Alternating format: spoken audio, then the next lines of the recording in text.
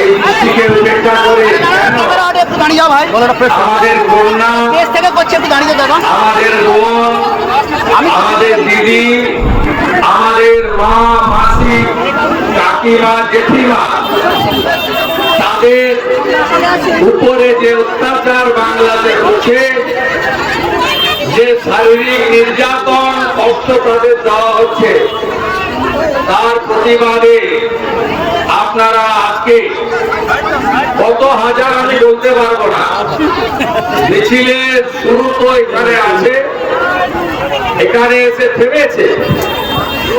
3 kilometre 700 metre তেরোপেক্ষা থেকে হেঁটে এসেছেন, কিন্তু শেষ নেই, শেষ নেই, যত দূর চোখ যায় শেষ নেই।